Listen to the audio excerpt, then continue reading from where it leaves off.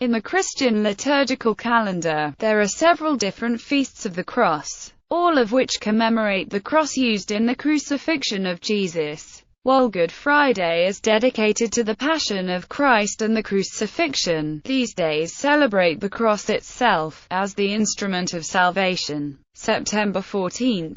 In English, it is called the Exaltation of the Holy Cross in the official translation of the Roman Missal, while the 1973 translation called it the Triumph of the Cross. In some parts of the Anglican Communion the feast is called Holy Cross Day, a name also used by Lutherans. The celebration is also sometimes called Feast of the Glorious Cross. According to legends that spread widely, the true cross was discovered in 326 by Saint Helena, the mother of the Roman Emperor Constantine the Great, during a pilgrimage she made to Jerusalem. The Church of the Holy Sepulchre was then built at the site of the discovery, by order of Helena and Constantine. The church was dedicated 9 years later, with a portion of the cross placed inside it. Other legends explain that in 614, that portion of the cross was carried away from the church by the Persians, and remained missing until it was recaptured by the Byzantine Emperor Heraclius in 628. Initially taken to Constantinople, the cross was returned to the church the following year. The date of the feast marks the dedication of the Church of the Holy Sepulchre in 335. This was a 2-day festival. Although the actual consecration of the church was on September 13th, the cross itself was brought outside the church on September 14th so that the clergy and faithful could pray before the true cross, and all could come forward to venerate it. Western practices in Roman Catholic liturgical observance, red vestments are worn at church services conducted on this day, and if the day falls on a Sunday, its mass readings are used instead of those for the occurring Sunday in ordinary time. The lectionary of the Church of England also stipulates red as the liturgical colour for Holy Cross Day. Until 1969, the Wednesday, Friday, and Saturday of the calendar week after the one in which the 14th of September falls were designated as one of each year's 4 sets of Ember Days by the Church in the West. Organization of these celebrations is now left to the decision of episcopal conferences in view of local conditions and customs. September 14th is the titular feast of the Congregation of Holy Cross, the Companions of the Cross and the Episcopal Church's Order of the Holy Cross. This date also marked the beginning of the period of fasting, except on Sundays and ending on Easter Sunday,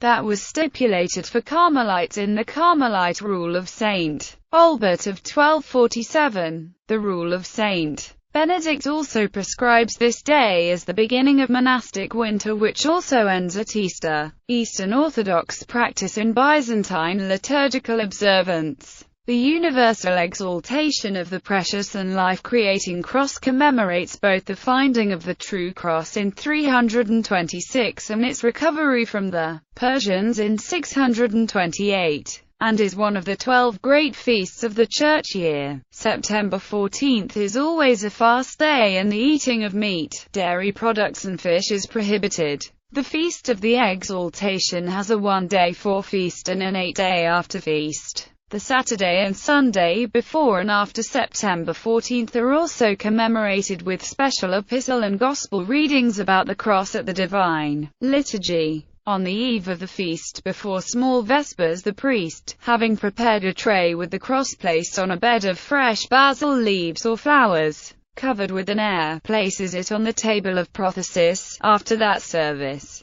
the priest carries the tray on his head, preceded by lighted candles, and the deacon, incensing the cross, processes to the holy table, in the center whereof he lays the tray, in the place of the gospel book, the latter being set upright at the back of the altar. Those portions of the Vespers and Matins which in sundry local customs take place before the icon of the feast instead take place in front of the holy table. The bringing out of the cross and the exaltation ceremony occur at Matins. The cross remains in the center of the temple throughout the afterfeast, and the faithful venerate it whenever they enter or leave the church. Finally, on the leave-taking of the feast, the priest and deacon will incense around the cross. There will be a final veneration of the cross, and then they will solemnly bring the cross back into the sanctuary through the holy doors. This same pattern of bringing out the cross, veneration, and returning the cross at the end of the celebration is repeated at a number of the lesser feasts of the cross mentioned below.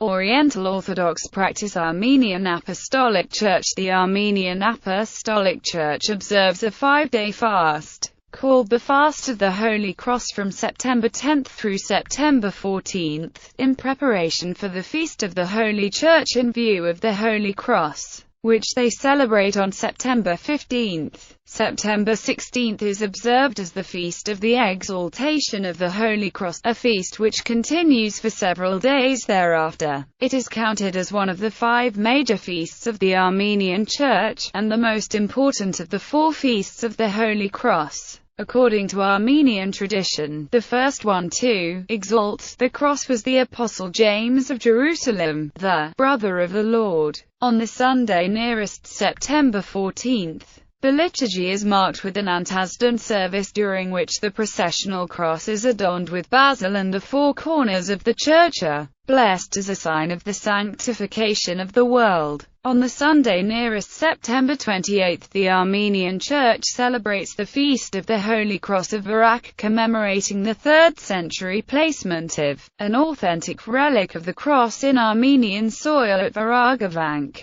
This is a cross feast unique to the Armenian Church. On the Sunday closest to October 26th, the Armenian Church celebrates the discovery of the Holy Cross, commemorating the finding of the true cross by Saint Helena. Ethiopian Orthodox Tewahedo Church and the Coptic Church of Alexandria. The Ethiopian Orthodox Tewahedo Church and the Coptic Church of Alexandria commemorate the finding of the true cross on Mescharim 17 of the Ethiopian calendar, corresponding to September 27th in the Julian calendar. The eve of this day is popularly called Demara in Amharic, meaning bonfire. The Patriarch of the Ethiopian Orthodox Tewahedo Church lights a large bonfire in Mascal Square, Addis Ababa's greatest open arena, and smaller bonfires are lit by individuals and local parishes throughout the country. Thousands attend the colorful and vibrant ceremony of religious chantings around the bonfire in Mascal Square, which owes its name to the ceremony.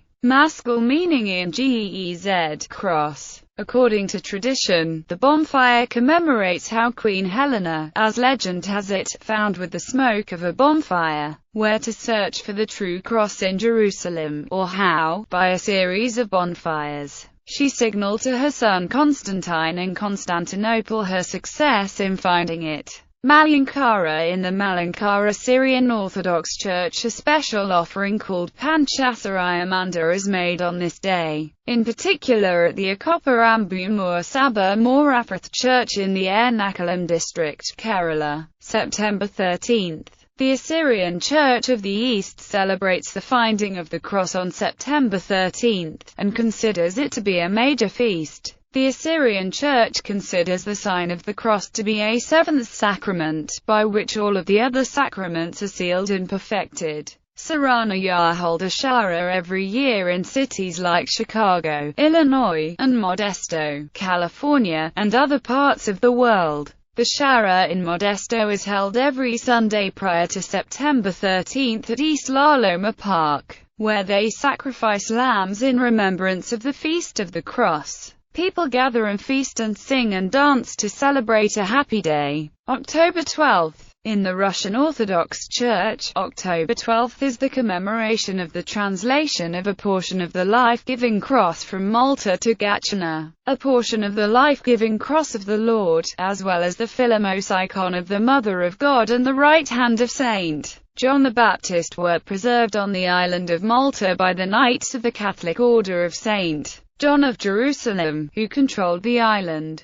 In 1798, when the French seized the island, the Maltese Knights turned to the Russian Empire for defense and protection. To this end, they elected Paul I, the Tsar of Russia, as Grand Master of the Order. The Tsar accepted his election. On October 12, 1799, Maltese knights came to their new priory palace, just built for them by Paul in Gatchina, and offered these ancient and holy treasures to their new Grand Master, the Tsar. In the autumn of 1799, the holy items were transferred to St. Petersburg and placed in the Winter Palace within the internal church, dedicated to the icon of the Saviour not made by hands. The feast for this event was established in 1800, March 6, on the liturgical calendar of the Eastern Orthodox Church.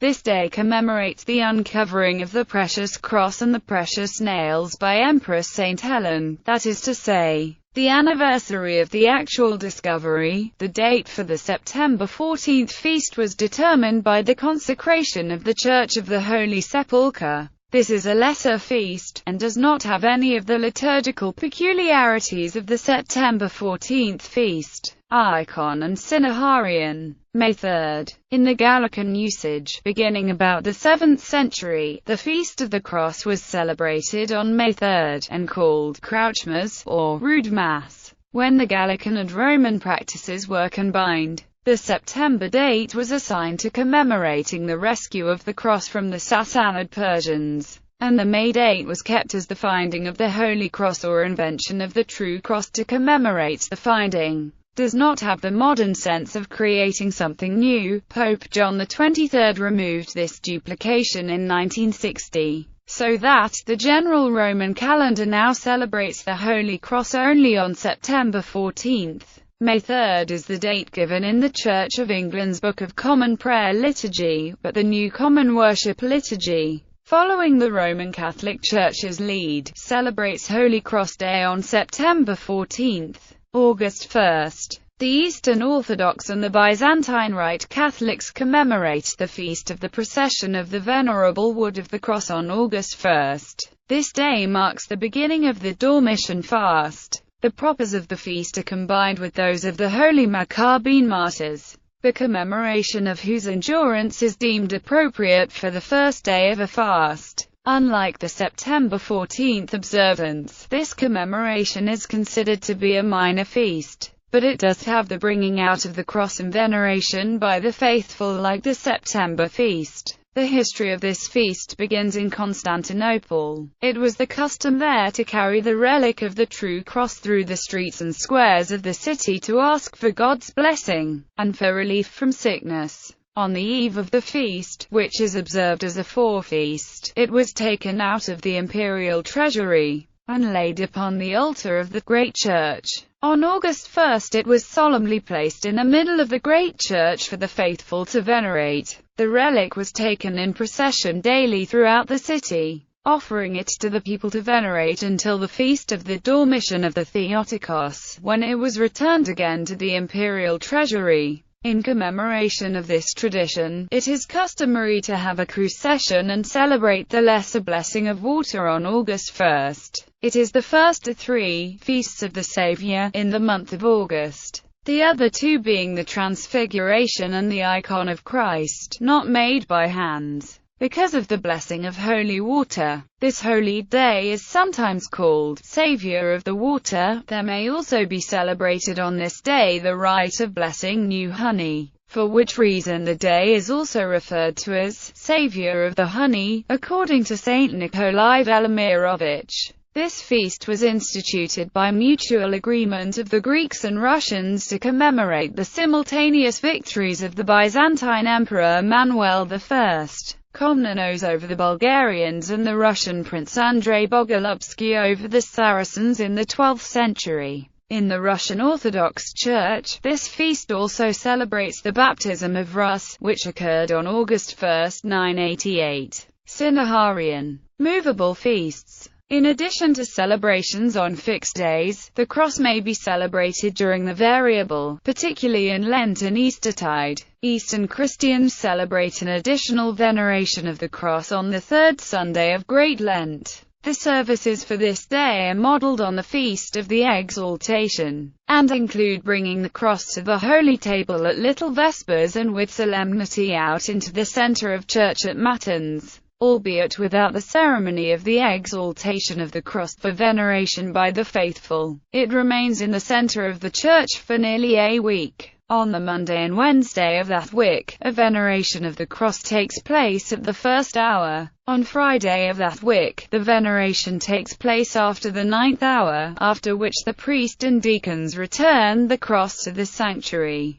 Orthodox churches, the Roman Catholic Church, and some Anglican churches have a formal adoration of the cross during the services on Good Friday. In the Roman Breviary before the 1961 reform, a commemoration of the cross is made during Eastertide except when the office or commemoration of a double or octave occurs, replacing the suffrage of the saint said outside Eastertide, Wednesday and Friday. In addition to all of the above commemorations, Orthodox also hold Wednesday and Friday throughout the year as a commemoration of the cross. Veneration of the cross. Feast days in the Eastern Orthodox Church. On several of the feast days mentioned above, there is a public veneration of the cross. It may take place at Matins, after the cross is brought out, at the end of the celebration of the Divine Liturgy, or at the end of one of the little hours, depending upon the particular feast and local custom. The faithful come forward and make 2 prostrations, make the sign of the cross on themselves, and kiss the feet of Christ on the cross, and then make a 3rd prostration. After this, they will often receive a blessing from the priest and bow towards their fellow worshippers on each side of the church. End of services at the end of the Divine Liturgy, and at some other services as well. It is customary for the faithful to come forward and venerate the blessing cross, which is held by the bishop or priest, and to kiss his hand. This practice is also called the veneration of the cross, though it does not involve making prostrations. The cross which is venerated is small. This cross is usually metal, often gold or gold-plated, and can be enameled or decorated with jewels. The figure of Jesus on the cross is usually engraved, enameled, or painted on the cross, rather than being a separate 3-dimensional figure as is found on a crucifix. This is due to the Orthodox practice of using icons rather than statues in church.